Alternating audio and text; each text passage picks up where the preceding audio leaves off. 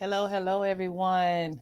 Here we go again with another update. Like I told y'all, I was coming at y'all with some more on this polygamy. We are going to really dive into this thing as time goes on. And the reason being is because this is becoming a phenomenon or a fad or whatever you want to call it, but it is really starting to catch fire in the United States. Now, we know in other places in the world they have practiced polygamy for many years. And so today we're just going to briefly discuss what is it, why do we need it, and what do you guys think? And then we're going to hop off. And like I said, I did not know it was so many definitions of polygamy, uh, poly, uh, uh, poly, uh, and all these different things that they're calling it. Polyamory, which is different than polygamy. So we're going to go to some of the definitions. I want to play a clip from Dr. Umar, who kind of explains why he thinks it's necessary. Then I want to take it to um, Minister Farrakhan explaining the Islamic side of the house of from a religious perspective of polygamy. And then, guys, you can hit in the comments what you think um, as we go along. I always leave these recordings up, and as we grow, of course, our conversations will get larger and larger. Do not forget to hit the like button, please, and also subscribe. Hit that notification so when something hot is coming on, you will get it. Remember, we're going to be doing a lot of more updates on what is happening right now as far as finances and real estate. Is all that right now is just hot and it's moving fast. So hit that notification so you'll know when I'm giving y'all some cues and some updates on that. So here we go. First, I'm going to just give y'all some basic definitions. Then I'm going to play what um, Dr. Umar has to say, and we'll go from there. And it says polyamory versus polygamy. What's the difference between the two? This is straight from Webster, guys. Uh, the short answer for polyamory is acting of having intimate relations with more than one person at the same time. A polyamorous person might have or might be open to having multiple romantic partners. Polygamy, on the other hand, involves being married to multiple partners. So we have to ask ourselves now, especially with this new wave, these new fad young folks coming through, are you practicing polygamy or is this polyamory that you're practicing? And let's make sure that we define the differences of the two before you get in these relationships. Just because you're involved with people and you keep adding people, that doesn't make you a polygamist. That might mean you're polyamorous. And if that is the case, have you defined it as that? So I to me it's just too much.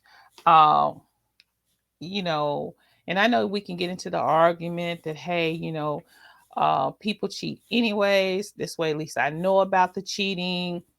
Um, they're not going behind my back.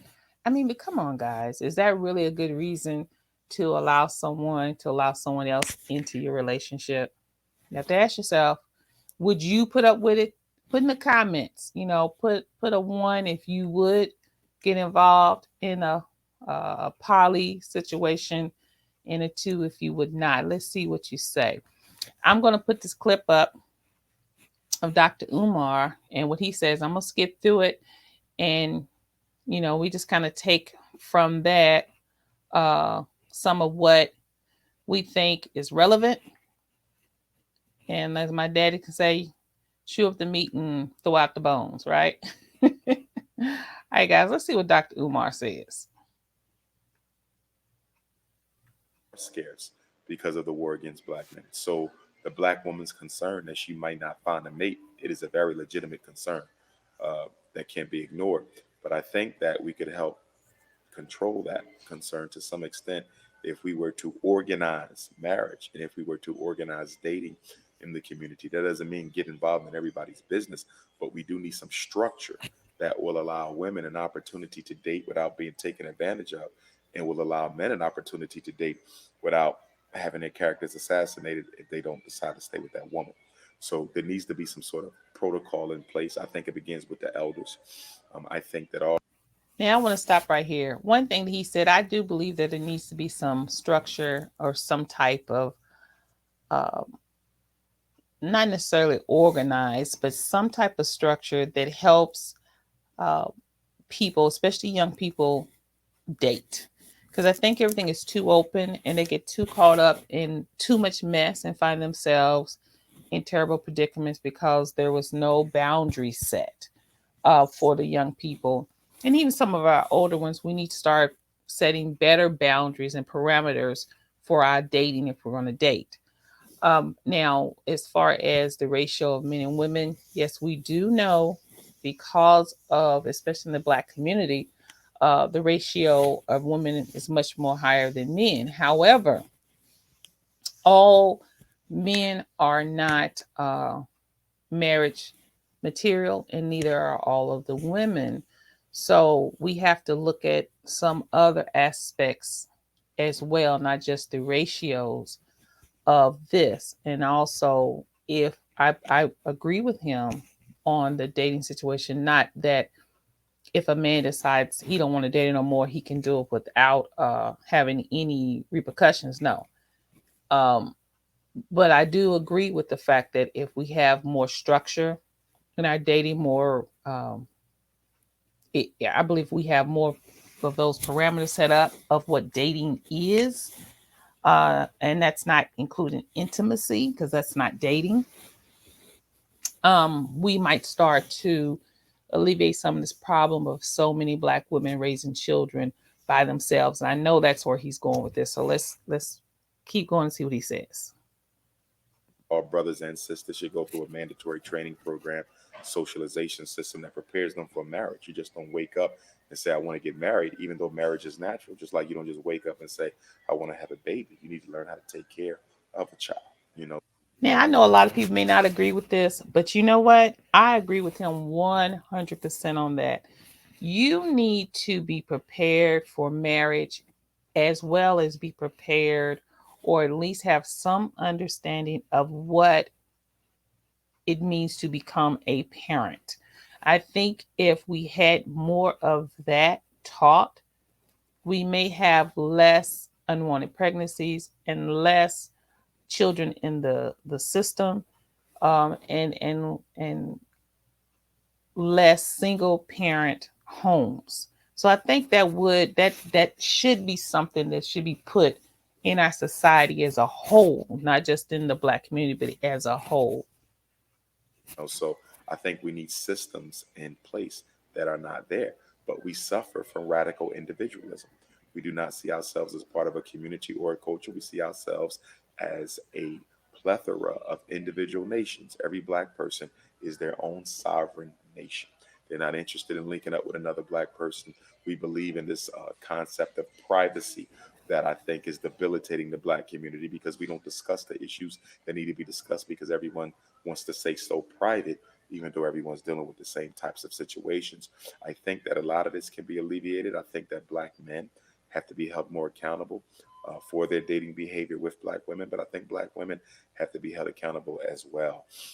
I think that it's not fair for the black men to often be put as the butt or the sole person or population responsible for the failure of relationships. Being a therapist, speaking as a therapist, women do a lot of wrong things to men too, but they never get highlighted the way that they do when men do wrong things to women. So we got to be more fairer in assigning responsibility when relationships are not successful. Every black woman waiting to get married is not necessarily of the quality of woman that a man would necessarily want to make his wife. And every brother is not just someone who's just, hungry for a sister's, physical gifts without wanting to entertain her intellectual prowess as well.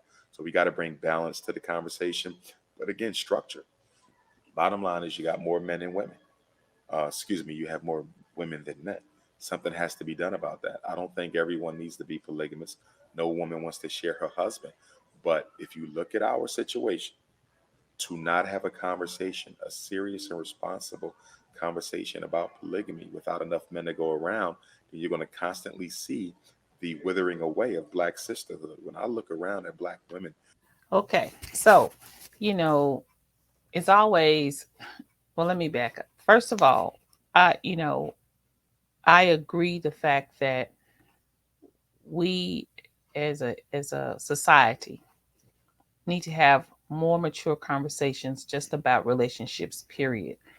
I think that we are too private at times with whatever situation that we find ourselves in. And by being private and closed, a lot of times we don't get the help or the healing or the instruction we may need to carry us to that next step. I believe that we should have a better sisterhood, a better motherhood, a better brotherhood, fatherhood, things that we had way back in the day. If your father wasn't there, you had a granddaddy that wore you out if you got out of line. If your granddaddy wasn't there, you had an uncle that taught you how to play football or basketball. Um, we always had a big mama in the house somewhere, and those days have seemed far past. However, we're more intellectual, quote unquote, now, more educated, quote unquote, and they have more financial stability. But we seem to be lacking in our family unit even more now than we were in the 60s. So there is a conversation needs to be had. Now, will polygamy solve it? I don't see that as something that would solve our problem, but it is a conversation. Some people may need that structure, may need that family unit, because that's what some of them look at it as being. Personally speaking, I don't think it will benefit us as a nation as a whole, just due to the fact because when you take responsibility off of some people, they become handicapped or lax. And so when you have a mother and this is my personal opinion, of course, when you have a mother and a father unit, the responsibility is on those heads to be the lead of the household. Mother to be the mother and the father to be the father. The man to be responsible as a man to take care of his family and protect his family, and a woman to be responsible as the woman to take care of her family, support them, nurture them by any means she can.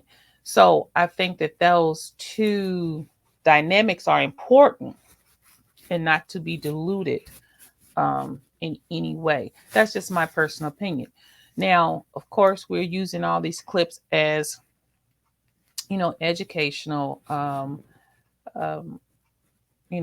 reporting on what polygamy is. So I have already put the disclaimer up. If anybody feels that this is not a conversation for you young people, um, by all means, stop the recording, escort them out the room. But we're not going to say anything I don't think that's out of hand for any young person to hear. And I also believe that our young people, we need to have this discussion because these young people are out here doing this. These young people are out here listening to these people who are in these relationships and thinking that they're all fun. So that now that we have heard what our brother has had to say as far as you know what he feels, um, I want to go from a religious perspective. I found this from Yes, a brother. minister on on polygamy from an Islamic perspective and just his take. So I want us to hear this part of the house, and then we'll come back and with some more questions. Many as 4 wives. Is that for the Holy Land, or can that happen in the United States of America? And when you say 4 wives, immediately black women in America get totally upset.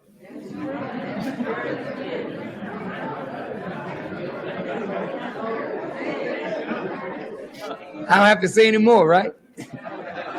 Wait a minute now, sisters. That brother asked a very good question.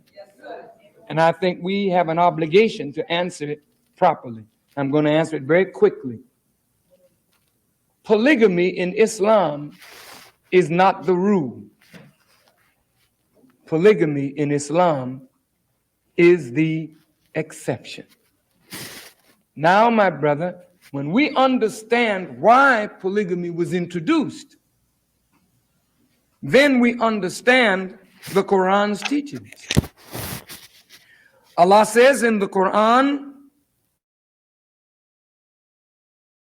one is better for you if you but knew. One is better for you if you but knew. Again, it tells you if you have more than one wife, you are to treat all of them with justice, and it says, and you cannot. There'll always be one that you favor over the other, and once you do that, you set up hell in that house. One is better for you if you but knew. Okay, so I just want to point out, if you notice, that he said that it's not the majority, it's the exception, so everybody just wasn't going around, even in older days, practicing polygamy. And even in the Quran, it states that one is better. Why? Because you're going to have conflict. You have 2, 3, 4, 5 grown women, in one household. They all have different opinions, different ideas, different desires, different thoughts. So you're going to have some situations, and like in most cases, you are going to favor one over the other. That's just reality. That's how people are. You favor one over the other for whatever the reason may be. So let's continue to listen and see what he says.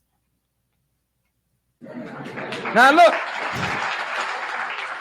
however, there is a however. There is a however. I want you to listen to this. During the time of Prophet Muhammad, peace be upon him, the men in Islam were forced to fight because the forces against Islam were so that they were bent upon the destruction of Islam.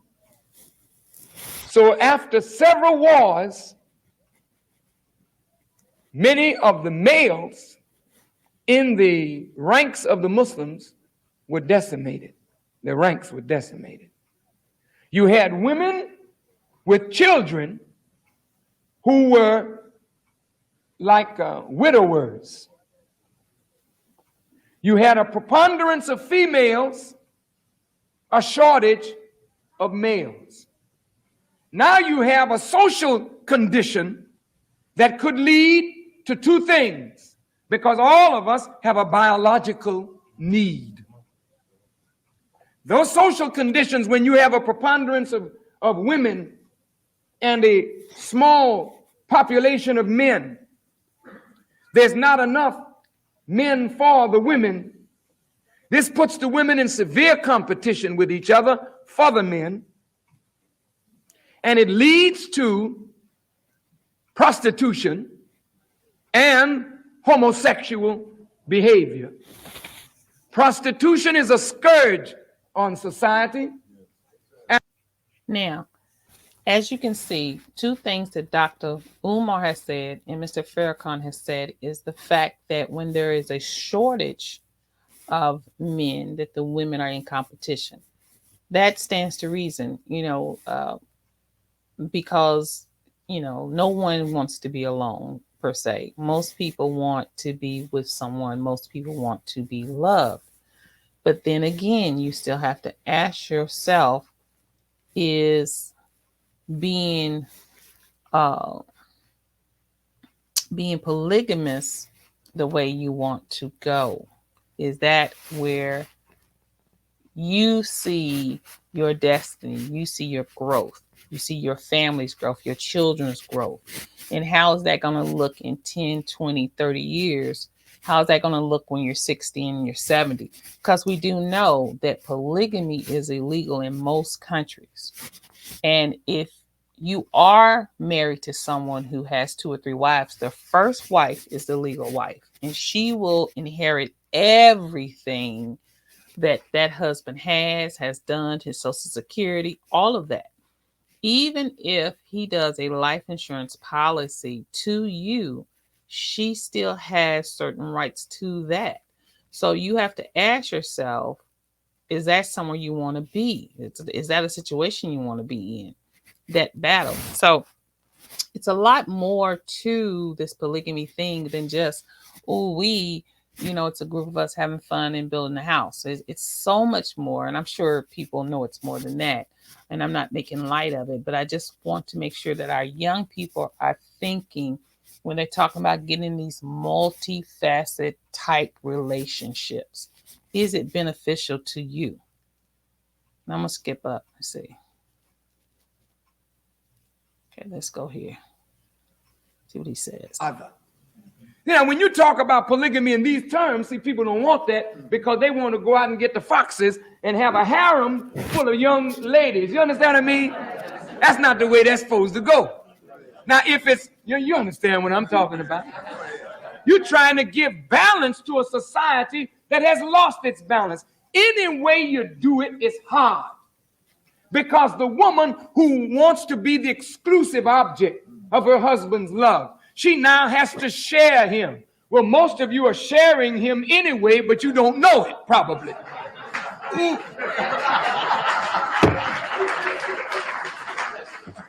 Wait, did I say something wrong? Oh, God forbid. Now, just this, I don't know.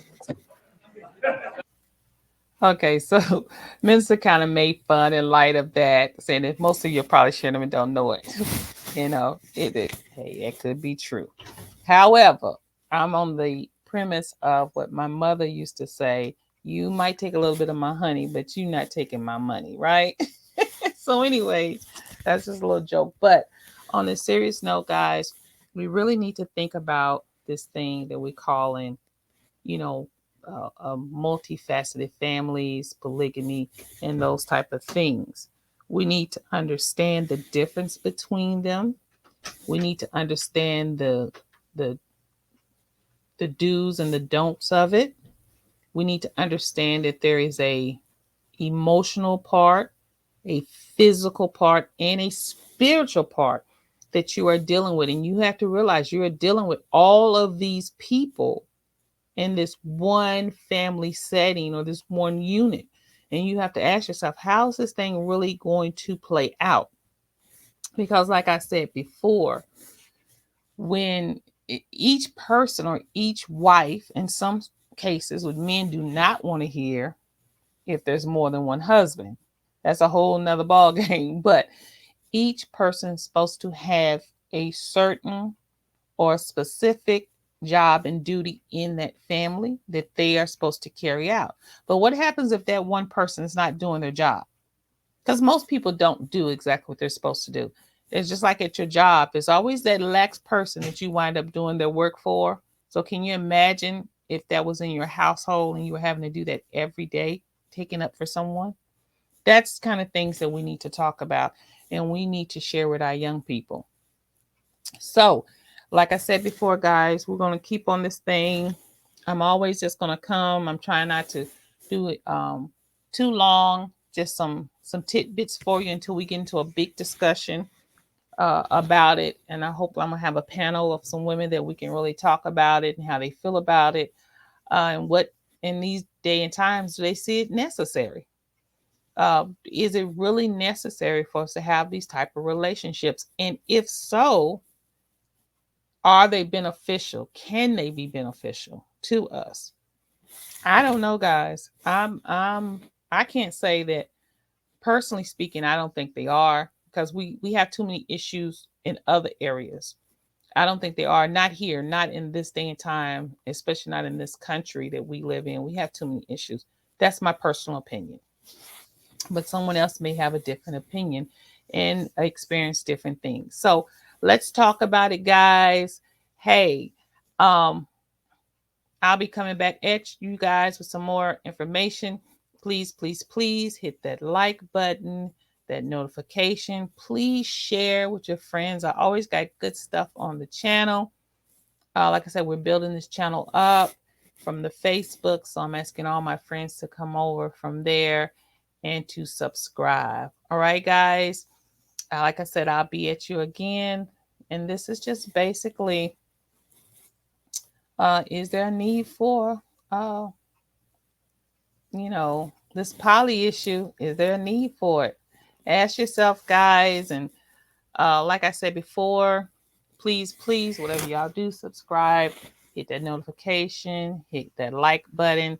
Soon we're going to be doing some classes too. I got so much stuff going on. That's why I want y'all to hit that notification button because I'm not going to always be able to email to notify you guys when things are happening. So please hit that notification so you will get the ping automatically.